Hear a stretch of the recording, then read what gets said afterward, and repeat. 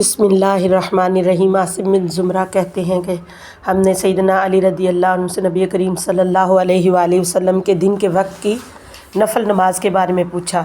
انہوں نے کہا تم تو اس کی ادائیگی کی طاقت ہی نہیں رکھتے۔ ہم نے کہا آپ ہمیں بتا تو دیں، جتنی طاقت ہم میں ہوئی ہم اس کے مطابق عمل کریں گے۔ انہوں نے کہا نبی کریم صلی اللہ علیہ وآلہ وسلم جب فجر کی نماز پڑھ لیتے تو ٹھہر جاتے، حتیٰ کہ جب سورج مشرق کی سمت میں اتنا بلند ہو جاتا جتنا کہ عصر کی نماز کے وقت مغرب کی طرف ہوتا ہے، اس وقت آپ اٹھ کر 2 رکعتیں پڑھتے، پھر آپ صلی اللہ علیہ وآلہ وسلم ٹھہر جاتے،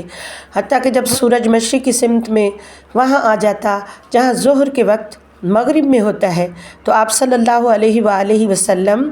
4 رکعت ادا کرتے، پھر 4 رکعتیں ظہر سے پہلے پڑھتے جبکہ سورج ڈھل چکا ہوتا تھا۔ ظہر کے بعد 2 رکعتیں اور عصر سے پہلے 4 رکعت ادا کرتے تھے، اور ہر 2 رکعتوں کے درمیان مقرب فرشتوں، نبیوں اور ان کی پیروی کرنے والے مومنوں اور مسلمانوں کے لیے سلامتی کی دعا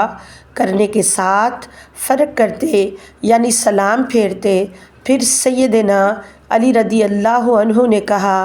یہ 16 رکعتیں نبی کریم صلی اللہ علیہ وآلہ وسلم کی دن کے وقت نفل نماز ہے، اور ایسے لوگ